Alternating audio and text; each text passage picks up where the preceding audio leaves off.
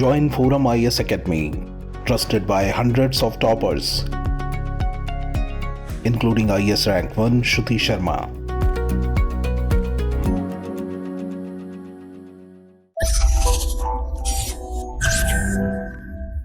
Hello friends, my name is Jay and I welcome you all to Forum IAS YouTube channel. आज 24 फरवरी 2023 है और आज के the Hindu newspaper से मैंने 3 आर्टिकल्स लिए हैं डिस्कशन करने के लिए। जो पहला आर्टिकल है वो एंटी डिफेक्शन लॉ के बारे में है। इस पे एक एडिटोरियल भी निकला है और एक ओपिनियन पेज पे भी निकला है आर्टिकल। जो दूसरा आर्टिकल है डिस्कशन के लिए वो है रशियाज वॉर इन यूक्रेन। इसके 1 साल पूरे हो गए हैं और इसको हम एनालाइज करेंगे अच्छे से। फाइन। जो थर्ड आर्टिकल है वो है चाइल्ड राइट्स के बारे में। ठीक है, तो ये 3 आर्टिकल्स आज हम अच्छे से एनालाइज करेंगे और जो इसका कंटेंट मैंने प्रिपेयर किया है उसको आप डाउनलोड कर सकते हैं। इसका लिंक मैंने डिस्क्रिप्शन सेक्शन में दे दिया है, इसको आप डाउनलोड कर लें अपने फर्दर रेफरेंस के लिए, रिवीजन के लिए। और डेली डिस्कशन शुरू करने से पहले एक PYQ डिस्कस करूँगा मैं। PYQ क्वेश्चन में डिस्कस करूँगा। सॉल्यूशन इसका आपको करेक्ट सॉल्यूशन कमेंट सेक्शन में कमेंट करके बताना है और इसका जो आंसर है वो मैं डिस्कशन के एंड में डिस्कस करूँगा। तो शुरू करते हैं आज का डिस्कशन। पहले PYQ हम देखेंगे। PYQ है एंटी डिफेक्शन लॉ पे। तो एक ओपिनियन पेज पे आर्टिकल निकला था और एक एडिटोरियल पेज पे आर्टिकल निकला था और ये दोनों आर्टिकल थे एंटी डिफेक्शन लॉ के बारे में। UPSC ने अभी हाल में जो पिछले साल 2022 में प्री एग्ज़ाम हुआ उसमें एंटी डिफेक्शन लॉ से रिलेटेड एक प्रीलिम्स में क्वेश्चन था और क्वेश्चन कुछ इस तरह से था। With reference to anti defection law in India consider the following statements. Statement 1. The law specifies that a nominated legislator cannot join any political party within 6 months of being appointed to the House. Statement 2. The law does not provide any time frame within which the presiding officer has to decide a defection case. Which of the following statements given above are correct? Option A, 1 only. Option B, 2 only. Option C, both 1 and 2 are correct. Option D neither 1 nor 2 are correct. इसका correct answer आप comment section में comment करके बताएं। इसका solution मैं and में discuss करूंगा। आज का हमारा पहला आर्टिकल है anti defection law. Anti defection law को हम डिस्कस करेंगे शिवसेना पॉलिटिकल क्राइसिस के कॉन्टेक्स्ट में। लास्ट जुलाई यानी जुलाई 2022 में हुआ क्या कि शिवसेना जो पॉलिटिकल पार्टी है इसमें 2 गुट हुए, उद्धव ठाकरे गुट और एकनाथ शिंदे ग्रुप। इन दोनों में लीडरशिप को लेके इश्यूज हुए और एक जो मोस्ट ऑफ द यानी कि मोर देन 2/3 ऑफ जो MLAs थे उन्होंने एकनाथ शिंदे की लीडरशिप को सपोर्ट किया और एकनाथ शिंदे ने नो कॉन्फिडेंस मोशन लाके उद्धव ठाकरे को एज ए चीफ मिनिस्टर हटाया और खुद चीफ मिनिस्टर का ओथ उन्होंने लिया। अब देखिए हुआ क्या है यहाँ पे कि उद्धव ठाकरे चीफ मिनिस्टर थे, उन्होंने व्हिप भी जारी किया कि जो मेंबर्स हैं वो उद्धव ठाकरे की लीडरशिप के फेवर में वोट करेंगे, लेकिन MLAs डिफेक्ट होके एकनाथ शिंदे को वोट किए और इनके ऊपर जो एंटी डिफेक्शन लॉ है वो भी लागू नहीं हुआ क्योंकि जो MLAs की संख्या थी वो ओवर 2/3 थी। तो इसी कॉन्टेक्स्ट में आज हम देखेंगे कि एंटी डिफेक्शन लॉ क्या है और एंटी डिफेक्शन लॉ का ऑब्जेक्टिव क्या था, क्या इसको चैलेंजेस हैं, कैसे इसको फर्दर स्ट्रेंथन किया जा सकता है और एक आर्गुमेंट ये भी है कि एंटी डिफेक्शन लॉ को कंप्लीटली हटा देना चाहिए। ठीक है, तो एंटी डिफेक्शन लॉ आया as a part of 10th schedule of the constitution. ये लाया गया 1985 में। ठीक है, 1985 में एंटी डिफेक्शन लॉ लाया गया और अगेन इसको जो है 2003 में इसको अमेंड करके फर्दर स्ट्रेंथ किया गया। एंटी डिफेक्शन लॉ का ऑब्जेक्टिव क्या है? देखिए, प्री 1985 एरा में काफ़ी सारे डिफेक्शंस होते थे, गवर्नमेंट्स डिस्टेबलाइज होती थी और बार बार इलेक्शन कराना पड़ता था और पॉलिटिकल पार्टीज में भी श्योरिटी नहीं थी कि वो जो गवर्नमेंट बना रहे हैं वो स्टेबल रहेगी या नहीं रहेगी। तो एंटी डिफेक्शन लॉ ला के ये कहा गया कि कोई भी 1, 2, 3, 4 अगर कोई भी MLA डिफेक्ट करता है या फिर MLA या फिर मेंबर ऑफ पार्लियामेंट तो उसकी मेंबरशिप चली जाएगी। ठीक है, वो MLA या फिर MP नहीं रह पाएगा। और इसमें एक और प्रोविज़न था कि अगर मोर देन 2/3 मेंबर्स एक ग्रुप बना के अलग होते हैं पार्टी से तो उनको उनके ऊपर एंटी डिफेक्शन लॉ लागू नहीं था। पहले ये 1/3 था लेकिन इसको बढ़ा के 2/3 कर दिया गया। मतलब कि अगर किसी भी असेंबली में किसी एक पार्टी के 90 मेंबर्स हैं और 61 मेंबर्स अगर डिफेक्ट होते हैं तो उनके ऊपर एंटी डिफेक्शन लॉ नहीं लगेगा। बट अगर लेस देन 60 मेंबर्स अगर डिफेक्ट होते हैं तो उनके ऊपर एंटी डिफेक्शन लॉ लगेगा और उनकी मेंबरशिप जा सकती है और वहां उनकी सीट पे दोबारा इलेक्शन होगा। तो पहले ये जो नंबर था, पहले ये 1/3 था, 1/3 से हटा के इसको 2/3 कर दिया गया 2003 में, क्योंकि बार बार 1/3 को डिफेक्ट करना या कराना आसान था, लेकिन 2/3 मेंबर्स को डिफेक्ट करना या कराना आसान नहीं है किसी भी पॉलिटिकल पार्टी के लिए, इसलिए इसको फर्दर स्ट्रेंथन किया गया। लेकिन ये पाया जा रहा है कि despite amendments and bringing anti defection law, defections are quite frequent still in India. तो यहाँ पे देखिए इशू ये था कि एक तो मामला ये है कि जो फ्लोर क्रॉसिंग का है, मीन्स कि जो मेंबर्स तो पॉलिटिकल पार्टी चेंज करते हैं तो फ्लोर क्रॉसिंग इसलिए बोलते हैं कि यहाँ पे अगर अपोजिशन बैठता है और यहाँ पे जो रूलिंग पॉलिटिकल पार्टी है उसके मेंबर्स बैठते हैं तो ये डिफेक्ट होकर इधर चले गए, इस वजह से ये एंटी डिफेक्शन लॉ लाएगा और इसको बोला जाता है फ्लोर क्रॉसिंग।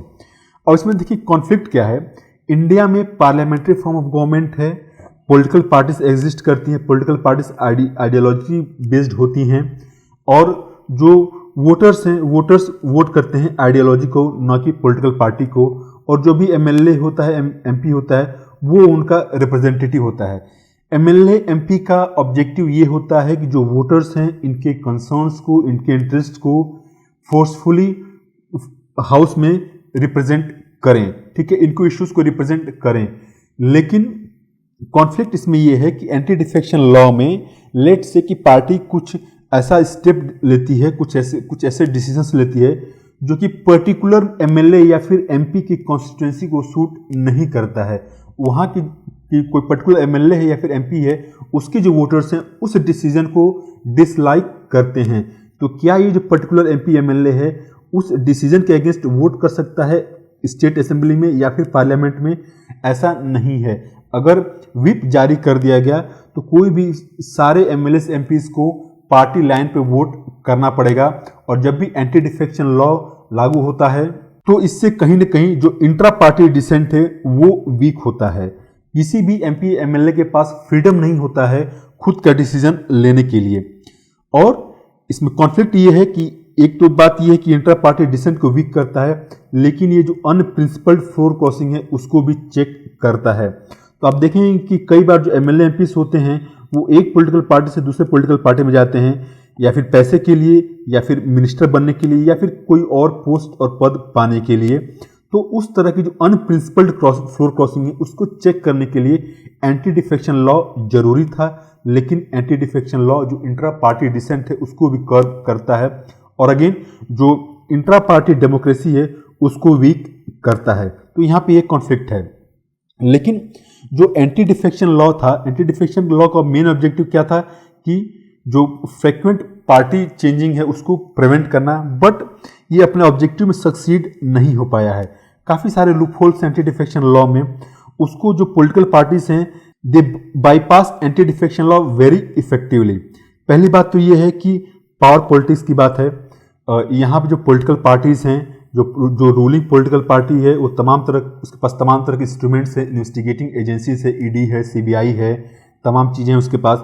उनका यूज़ करके किसी भी एमएलए या फिर एमपी को थ्रेटन कर सकता है, ठीक है, कि वो जो है डिफेक्ट करके उनके पार्टी में आ जाए, या फिर पैसे का लालच दिया जाता है, मिनिस्ट्री का लालच देकर एमएलए या फिर एमपीज को डिफेक्ट कराया जाता है।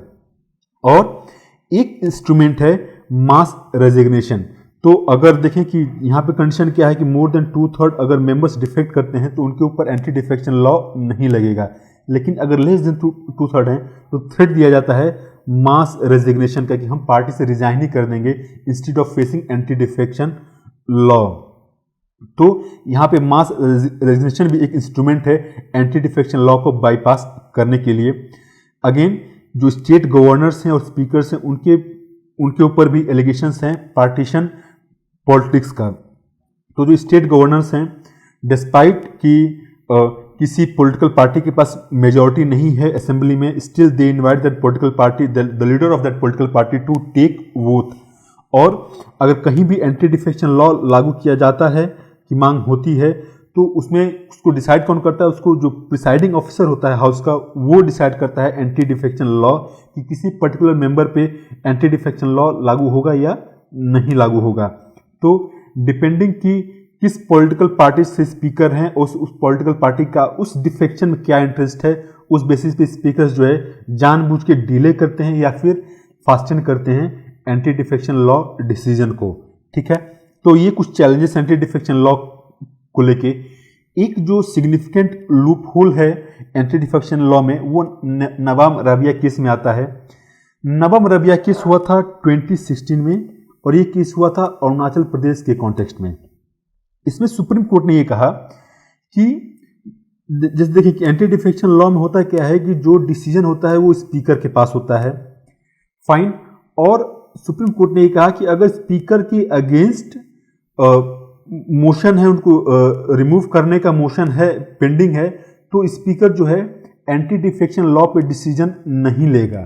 ठीक है, अब इसमें लूप होल क्या है कि लेट्स से कि अगर मेंबर्स को एमएलएस को डिफेक्ट करना है तो वो पहले क्या करेंगे कि पहले एक मोशन लाएंगे स्पीकर को रिमूव करने के लिए। ठीक है, और स्पीकर को रिमूव करने के लिए पहले वो मोशन लाएंगे, फिर वो जो है डिफेक्ट करेंगे, सो दैट कि अगर जो रूलिंग पॉलिटिकल पार्टी है वो स्पीकर का इस्तेमाल करके इनके मेंबरशिप को नलिफाई कर दे। ठीक है, क्योंकि अगर ये जो एमएलएस डिफेक्ट करना चाह रहे हैं इनकी मेंबरशिप अगर खत्म हो गई तो इमीडिएटली आफ्टर जो नो कॉन्फिडेंस मोशन आएगा उसमें ये लोग वोट नहीं कर पाएंगे।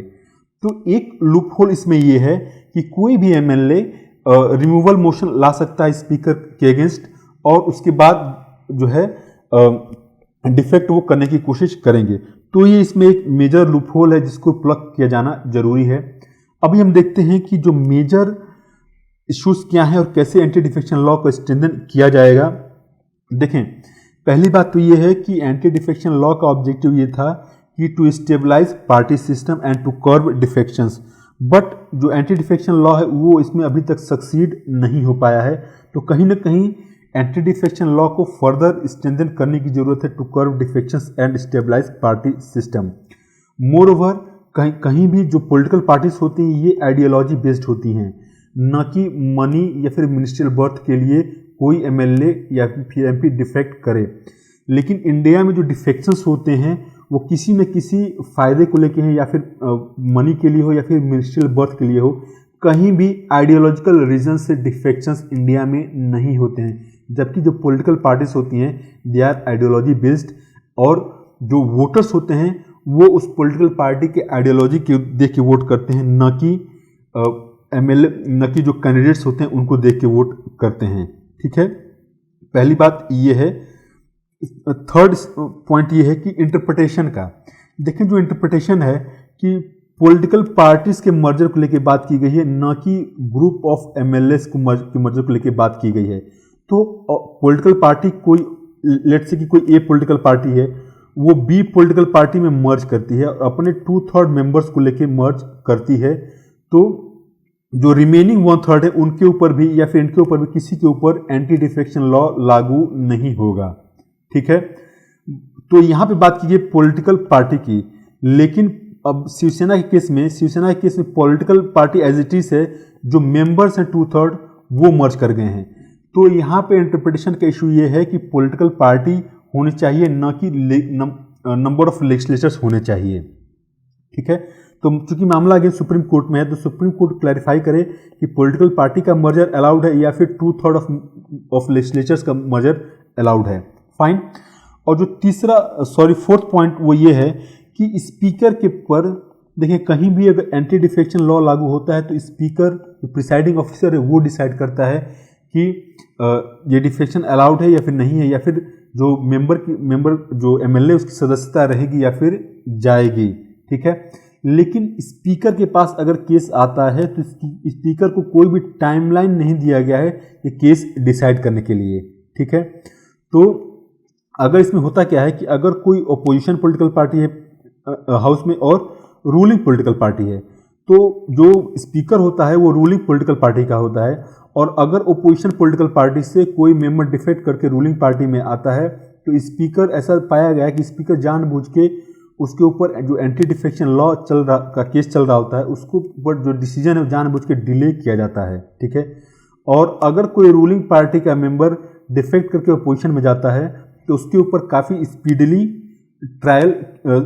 डिसाइड किया जाता है, ठीक है। तो यहाँ पे कहीं ना कहीं जो टाइमलाइन नहीं दिया गया स्पीकर को डिसाइड करने के लिए, तो स्पीकर उसका फ़ायदा उठा के अपने पार्टी लाइन को फॉलो करते हैं।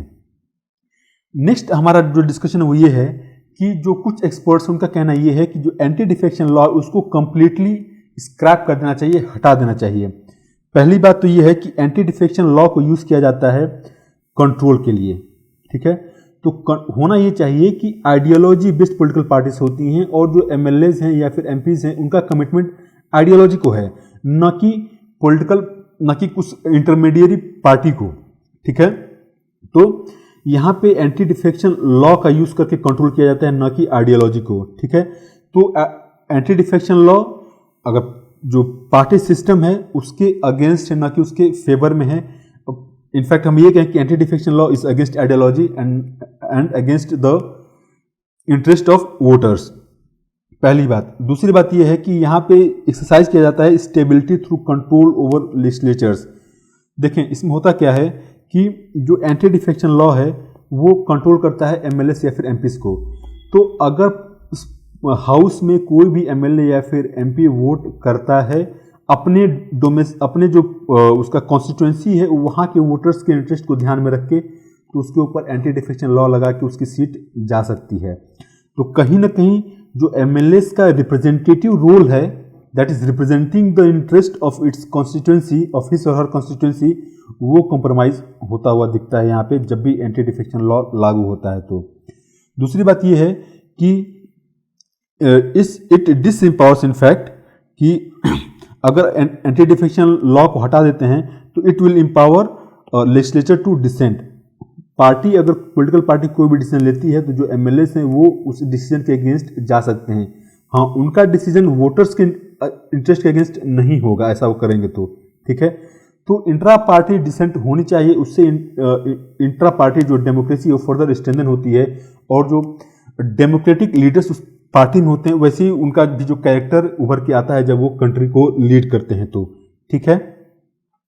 अच्छा, बेसिकली जो डिफेक्शन का मैटर है, डिफेक्शन का मैटर एक ये पॉलिटिकल मैटर है, न कि लीगल मैटर है, ठीक है। तो पॉलिटिकल इशू को लीगल वेज के थ्रू टैकल करने की यहाँ पे कोशिश की जा रही है, इसी वजह से एंटी डिफेक्शन लॉ अभी तक सक्सेस नहीं हो पाया है, ठीक है। तो इसमें दोनों आर्गुमेंट्स हैं। एक तो आर्गुमेंट ये है कि एंटी डिफेक्शन लॉ को स्ट्रेंथन करने की जरूरत है, और जो अपोजिट आर्गुमेंट है वो ये है कि एंटी डिफेक्शन लॉ को कंप्लीटली स्क्रैप कर देना चाहिए। क्यों? क्योंकि जो लेजिस्लेटर्स हैं उनके रिप्रेजेंटेटिव रोल को कहीं ना कहीं कंप्रोमाइज करता है, इंट्रा पार्टी डिसेंट को स्कटल करता है, और जो it is against the ideology based political parties, ठीक है। तो ये बात थी एंटी डिफेक्शन लॉ के बारे में। जो दूसरा आर्टिकल है वो है the past and present of Russia's war in Ukraine. 24 फरवरी 2022 को रशिया ने इन्वेड किया यूक्रेन को, और आज भी जो 24 फरवरी है, 1 साल हो गए हैं यूक्रेन वॉर को लेके, और जो क्राइसिस है कहीं से भी कम होता हुआ नहीं दिख रहा है, इनफैक्ट एस्केलेट होता हुआ ही दिख रहा है, चाहे हम रशिया की तरफ से कहें या फिर वेस्ट की तरफ से देखें। तो वेस्ट ने अपना जो कमिटमेंट है यूक्रेन के डिफेंस को लेकर, वो अपना कमिटमेंट लगातार बढ़ाते जा रहे हैं, और जो आर्म्स एमुनिशंस की सप्लाई है वो लगातार बढ़ती जा रही है। यूक्रेन ने भी वेस्टर्न वेपन्स का जो इस्तेमाल करके कुछ टेरिटरीज जो है रीगेन किया है, ठीक है। तो पहले रशिया 22% ऑफ यूक्रेन कंट्रोल कर रहा था इन अप्रैल 2022, अभी ये घट के 17% हो गया है। तो कुछ टेरिटरीज यूक्रेन ने रीगेन किया है, और अभी जैसे जैसे कोल्ड का सीजन जा रहा है वैसे वैसे रशिया ने भी कमिटमेंट किया है कि it will reinforce its position along 100 kilometre front line. तो ये जो इंटायर फ्रंट लाइन आप देखें जो जहाँ पे फाइटिंग चल रही है, ये ऑलमोस्ट 1000 किलोमीटर का है। तो रशिया ने अपना ट्रूप जो है सिग्निफिकेंटली बढ़ाने की कोशिश की है, क्योंकि देखें ये जो सारा रीजन है ब्लैक सी के ऊपर, यहाँ बहुत कोल्ड पड़ता है। तो विंटर सीजन में फाइटिंग कम हो गई थी, और फाइटिंग कम हो जाने की वजह से जो ट्रूप्स की संख्या भी कम हो गई थी, लेकिन जैसे जैसे विंटर सीजन खत्म हो रहा है, धीरे धीरे ठंड कम हो रही है, तो both sides are preparing themselves for a long haul. Moreover अभी जो यूएस प्रेसिडेंट है बाइडेन, वो यूक्रेन में आए थे, और बाइडेन के विजिट के बाद रशिया ने जो न्यू स्टार्ट ट्रीटी था उसको सस्पेंड कर दिया, उसमें जो अपना जो पार्टिसिपेशन जो सस्पेंड कर दिया है। न्यू स्टार्ट ट्रीटी 1980s में नेगोशिएट हुआ था, लेट 1980s में, और इसमें बात की गई थी जो दोनों साइड से वो अपने न्यूक्लियर आर्सेनल्स को कंट्रोल करेंगे, कम करेंगे, मीन्स की जो रेट ऑफ प्रोडक्शन है वो भी कम होगा, और over time total number of nuclear arms भी कम होंगे। तो एक काफ़ी सिग्निफिकेंट माइलस्टोन था न्यूक्लियर नेगोशिएशंस में, बट उसमें से रशिया ने अपने पार्टिसिपेशन को सस्पेंड कर दिया है। लेकिन अभी हम देखें करंट स्टेटस क्या है वॉर का। देखिए करंट स्टेटस ये है कि यूक्रेन ने कुछ टेरिटरीज अपने रीगेन किए हैं, ठीक है। बाखमुत में काफ़ी ज़्यादा फाइट चल रहा है। यहाँ पे जो वैगनर ग्रुप है, रशिया का एक प्राइवेट मिलिशिया है, ये काफ़ी इंटेंस फाइटिंग कर रहे हैं यहाँ पे, और बखमुत को ये ऑलमोस्ट कंट्रोल करने की पोजीशन में आ गए हैं, ठीक है। ज़ैपोरिज़िया में अपने अपने पोजीशंस को होल्ड करने के लिए दोनों साइड्स लड़ रहे हैं, और खर्सन में रशियन ऑफेंसिव ऑन है, ठीक है। तो ये जो टेरिटरी, जो ग्रीन टेरिटरीज हैं, ये ग्रीन टेरिटरीज यूक्रेन ने रीगेन किया है, ठीक है, रशिया से। और ये देखें बेसिकली यहाँ पे 4 एरियाज हैं। ये है लुहांस्क का रीजन, ये डोनेस्क है, और इन दोनों को मिला के बोलते हैं डोनबास। ये है ज़ैपोरिज़िया, और ये है खर्सन का रीजन। ये क्रीमिया है जिसको रशिया ने 2014 में ही कैप्चर कर लिया था। तो ये जो रेड एरियाज हैं ये रशियन कंट्रोल हैं, और जो ग्रीन एरियाज हैं यूक्रेन ने रीग्रीन किया है रशिया से, ठीक है। तो करंट स्टेटस ये है कि ठंड के चलते वॉर इंटेंसिटी कम हो गया था, लेकिन जैसे जैसे कोल्ड सीजन जा रहा है वैसे वैसे वॉर की इंटेंसिटी और बढ़ती जाएगी।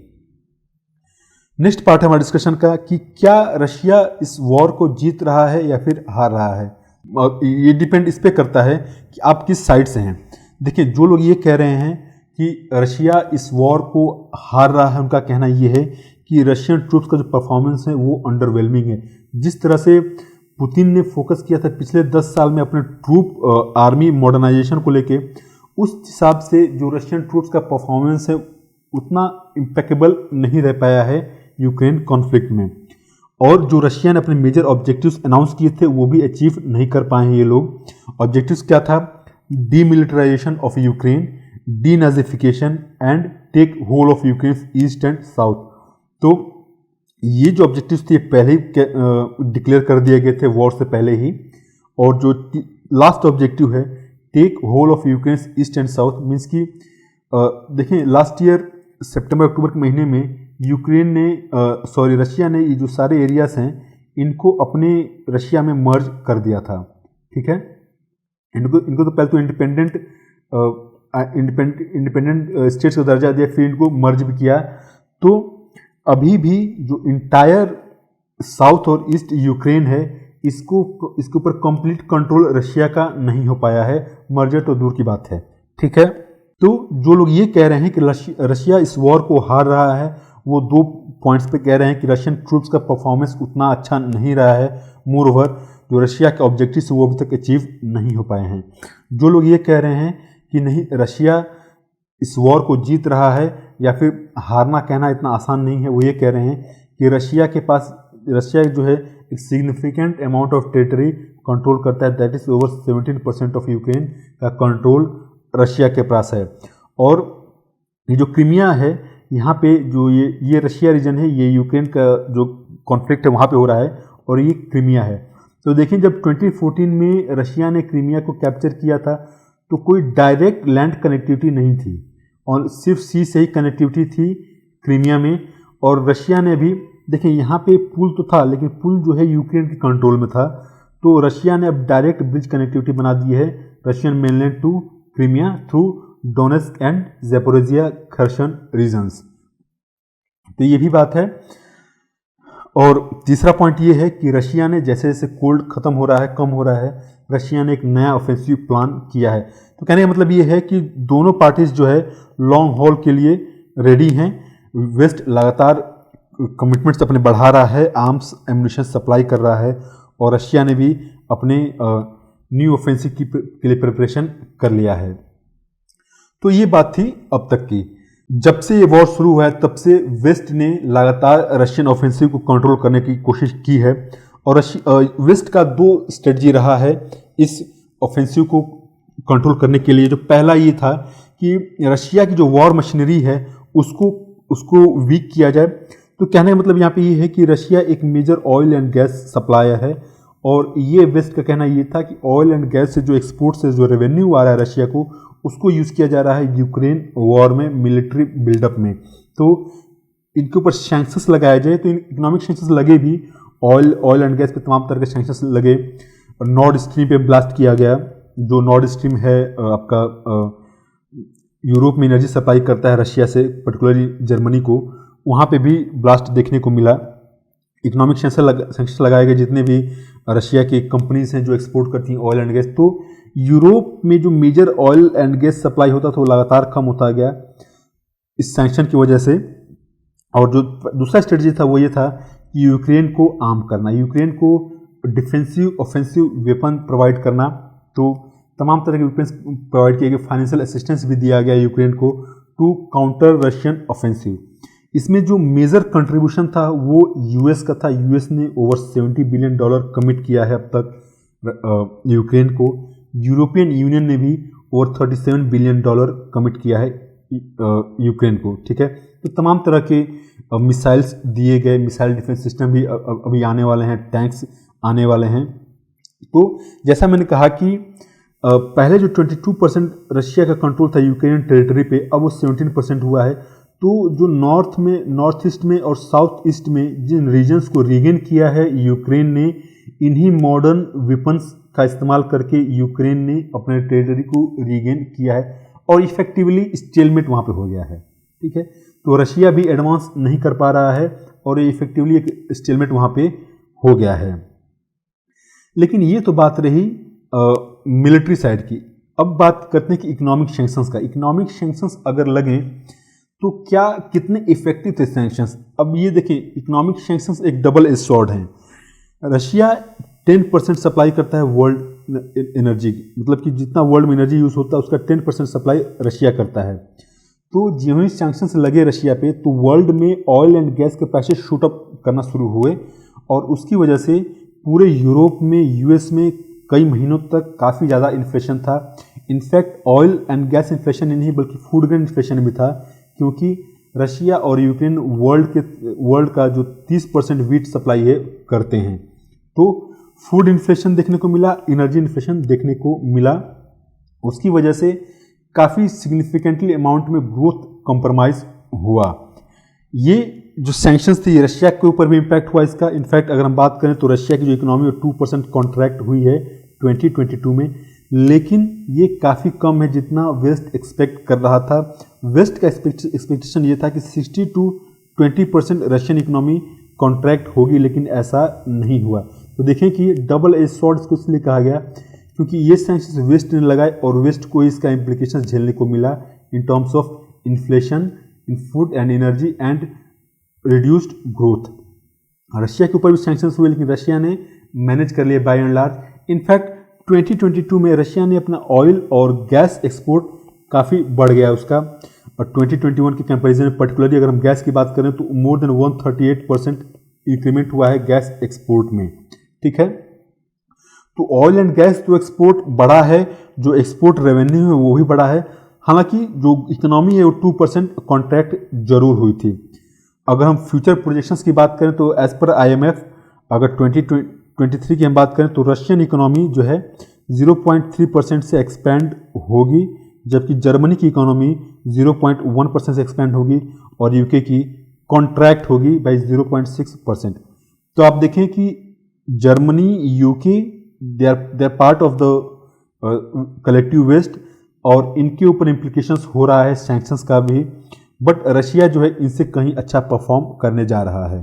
ठीक है, इसलिए कहा गया है कि जो इकोनॉमिक सैंक्शंस होते हैं वो डबल एज्ड स्वॉर्ड होते हैं। जो सैंक्शंस कर रहा है उसके ऊपर भी इसके इम्प्लीकेशंस देखने को मिलेंगे, जैसा कि हुआ है। फाइन, नेक्स्ट पार्ट है कि यूक्रेन के अंदर क्या हो रहा है। देखें, अब प्री वॉर की अगर हम बात करें कि जब रशिया ने इन्वेड किया 24 फरवरी 2022 को में, तो यूक्रेन में काफ़ी सारे पॉलिटिकल चैलेंजेस थे। जो वहाँ के प्रेसिडेंट है जेलेंस्की, उनका जो अप्रूवल रेटिंग था काफ़ी कम था, ऑलमोस्ट 28% था। देखिए, यूक्रेन भी एक ओलिगार्ची स्टेट है। वहाँ के जो कुछ लीडर्स हैं, बिजनेस लीडर्स और पॉलिटिकल लीडर्स, वो कंट्रोल करते हैं यूक्रेन स्टेट को, और वहाँ पे करप्शन काफ़ी ज़्यादा है। बेसिकली जो स्टेट है कह सकते हैं कि डेमोक्रेसी तो नहीं है, ठीक है, ओलिगार्ची स्टेट है। वहाँ पे पॉलिटिकल वेंडेटा के भी केसेस आए हैं। जो फॉर्मर प्रेसिडेंट रहे वहाँ के यूकोनोविच, उनको प्रोसिक्यूट किया जा रहा था। और जो डोनबास रीजन है, जो यहाँ पे मैंने आपको दिखाया था कि जो डोनबास रीजन है, यहाँ पे सिविल वॉर चल रहा था 2014 से, जब से रशिया ने क्रीमिया को एनेक्स किया। तो सिविल वॉर चल रहा था between civilians and Ukraine military. तो यूक्रेन में सब कुछ अच्छा तो नहीं था, लेकिन जैसे ही वॉर हुआ, और तो वॉर के चलते जो वहाँ के प्रेसिडेंट जेलेंस्की हैं, he emerged as a hero due to his position against Russia. और उन्होंने सक्सेसफुली जो वेस्टर्न ओपिनियन था उसको भी अपने फेवर में किया, और वेस्टर्न एड भी उनको मिलने लगा। और इस जो उनका पॉलिटिकल पोजीशन स्ट्रांग हुआ, उसकी वजह से उन्होंने जो सत्ता पे जो ग्रिप था उसको भी स्ट्रेंथन कर लिया। लेकिन रिसेंटली कुछ क्या हुआ है कि पिछले 3-4 महीनों में काफ़ी सारे स्कैंडल्स देखने को मिले हैं यूक्रेन में, और करप्शन के स्कैंडल्स काफ़ी ज़्यादा हुए हैं। इनफैक्ट जो डेप्यूटी डिफेंस मिनिस्टर है उनको फायर कर दिया गया है थ्रू बाय जेलेंस्की। तो यूक्रेन में करप्शन का इशू बहुत ज़्यादा है। और यहाँ पे देखें कि जो जेलेंस्की ने एक मेजर पॉलिटिकल पार्टी, जो कि उसके 44 मेंबर्स थे वहाँ के पार्लियामेंट में, उनको बैन कर दिया गया है। मीडिया के ऊपर काफ़ी कंट्रोल किया गया है कि जो टीवी चैनल्स हैं वो सिर्फ जो गवर्नमेंट का स्टैंड है, गवर्नमेंट जो इन्फॉर्मेशन प्रोवाइड करेगी, जितना करेगी उतना ही वो लोग करेंगे, ठीक है, उतना ही वो लोग डिस्प्ले करेंगे। तो ये ही बात यूक्रेन के अंदर में। अब बात करते हैं कि क्या कोई नेगोशिएटेड सेटलमेंट की संभावना है या नहीं है। देखिए, पिछले साल फरवरी में जैसे ही वॉर शुरू हुआ, तो मार्च 2022 में ही टर्की में पीस नेगोशिएशन शुरू हुए, और कुछ तो प्लान बन गया था, लेकिन यूएस और यूके ने जानबूझ के इस एग्रीमेंट को स्कटल कर दिया, और ये जो नेगोशिएटेड सेटलमेंट था ये फ्रक्टिफाई नहीं हो पाया। क्यों? क्योंकि यूएस और यूके चाहते थे strategic defeat of Russia. Strategic defeat मतलब कि रशिया, देखें, एक होता है मिलिट्री डिफीट कि जो सोल्जर्स हैं उन्होंने सरेंडर कर दिया। स्ट्रेटेजिक डिफीट मतलब कि जो रशिया के ऑब्जेक्टिव्स हैं वो फुलफिल न हो पाएँ, और रशिया जो है एक फेल, जिस तरह से अफगानिस्तान से में स्ट्रेटेजिक डिफीट से के बाद वापस गया था, उसी तरह से यूक्रेन में भी उसका स्ट्रेटेजिक डिफीट हो, ठीक है। तो ये जो पीस प्लान था वो स्कटल कर दिया गया। जुलाई 2022 में एक एग्रीमेंट हुआ दोनों कंट्रीज़ में। अगेन टर्की ने इसको ब्रोकर किया था, और इसमें जो फूड ग्रेन है यूक्रेन में, उसको एक्सपोर्ट करने के लिए अलाउ किया गया, क्योंकि फूड इन्फ्लेशन काफ़ी ज़्यादा था, और जो थर्ड वर्ल्ड कंट्रीज़ हैं पर्टिकुलरली अफ्रीका में, वो सफ़र कर रहे थे due to shortage of food grains and food inflation, ठीक है। उसके बाद से अभी तक कोई भी नेगोशिएशन शुरू नहीं हुआ है। चाइना ने भी अपना पीस प्लान लेके आया, बट अभी क्लैरिटी नहीं है कि चाइना का पीस प्लान में है क्या, इसका कंटेंट क्या है, ठीक है। जो मेन कंसर्न अभी ये हो गया है कि यूक्रेनियन प्रेसिडेंट जेलेंस्की का कहना ये है कि कोई भी नेगोशिएशन होगा उसमें टेरिटरी पे कोई भी नेगोशिएशन नहीं होगा, रशिया को पूरी की पूरी टेरिटरी हैंडओवर करनी पड़ेगी यूक्रेन को, ठीक है। रशिया का ये है कि जो सिक्योरिटी कमिटमेंट्स हैं, सिक्योरिटी इशू है, उस पर रशिया कोई कंप्रोमाइज़ नहीं होने वाला है। मीन्स कि यूक्रेन का डीमिलिटाइजेशन होगा, और ये नाटो में कभी नहीं जाएगा। ये रशिया का स्टैंड है, ठीक है। तो आप देखें कि दोनों ही साइड्स एक एक्सट्रीम पोजीशन लिए हुए हैं, और कहीं भी कोई बीच का रास्ता अभी तो दिख नहीं रहा है। एक बात और भी है कि चूंकि यूक्रेन इतना डिपेंडेंट है वेस्ट पे, कि अगर कोई भी पीस सेटलमेंट होता है या फिर नेगोशिएशंस होते हैं, एग्रीमेंट होता है, तो उसमें इसको क्लियरेंस चाहिएगा वेस्टर्न कंट्रीज से, ठीक है। तो जिस तरह से यूएस और यूके ने इस प्लान को स्कटल कर दिया था, तो कहीं ना कहीं जो कलेक्टिव वेस्ट है उसका भी एग्रीमेंट चाहिए, अगर फ्यूचर में कोई भी एग्रीमेंट होता है यूक्रेन और रशिया के बीच में। अब देखें, यूक्रेन और रशिया के बीच में अगर कोई भी एग्रीमेंट होता है, तो यूक्रेन को किससे चाहिए? वाशिंगटन से सैंक्शन, वाशिंगटन का क्लियरेंस चाहिए। तो कोई भी एग्रीमेंट तभी सक्सेसफुल हो पाएगा जबकि वाशिंगटन और मॉस्को के बीच में किसी प्रकार की अंडरस्टैंडिंग हो। ठीक है, क्यों? क्योंकि जो सारा इशू यहाँ पे यूक्रेन में हुआ है वो नाटो के चलते हुआ है। ठीक है, नाटो का लीडर कौन है? यूएस। तो जब तक यूएस और रशिया के बीच में किसी तरह की अंडरस्टैंडिंग नहीं हो पाती, तब तक यूक्रेन और रशिया के बीच में कोई भी नेगोशिएशन सक्सेसफुली नहीं होने वाला है। फाइन, तो ये बात हुई यूक्रेन कॉन्फ्लिक्ट से रिलेटेड। जो थर्ड आर्टिकल है वो चाइल्ड राइट से रिलेटेड है। इसमें यहाँ पे इशू ये है कि एक हस्बैंड वाइफ के बीच में मामला था, बच्चा था उनका। हस्बैंड का कहना यह था कि बच्चा हमारा नहीं है, that the wife was involve in infidelity, और ये मामला सुप्रीम कोर्ट में आया।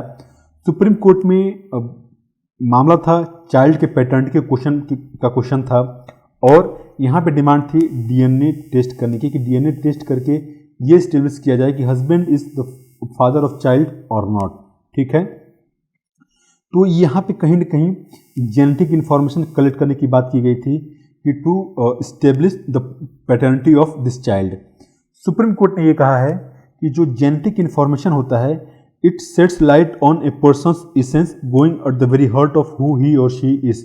तो किसी भी पर्सन का एक कोर एसेंस होता है, this is intimate personal information, और बच्चे के पास ये राइट है not to have their legitimacy question frivolously before a court of law.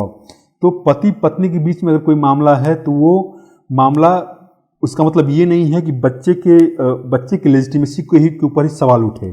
ठीक है, कुछ एक्सट्रीम सर्कमस्टांसेस हो सकते हैं जहाँ पे कि डीएनए टेस्ट कराना जरूरी हो जाए। फाइन, आप देखेंगे पहले पॉलिटिकल लीडर्स को लेकर ऐसा हुआ है कि जहाँ पे डीएनए टेस्ट कराना पड़ा है, एनडी तिवारी के केस में। ठीक है, वहाँ पे डीएनए टेस्ट हुआ था, लेकिन फ्रिवलेस मैटर्स में अगर पति पत्नी के बीच में उपद्रव है, समस्याएं हैं, उसको लेके सिर्फ डीएनए टेस्ट नहीं हो सकता, because it is violation of fundamental right to privacy of that child. तो इंडिया में भी इंटरनेशनल भी तमाम तरह के स्टेप्स लिए गए हैं बच्चों के राइट्स को प्रोटेक्ट करने के लिए। तो देखें कि way back in 1989 United Nations convention on the rights of child लाया गया, जिसमें स्पेशल केयर एंड असिस्टेंस की बात की गई चिल्ड्रंस को।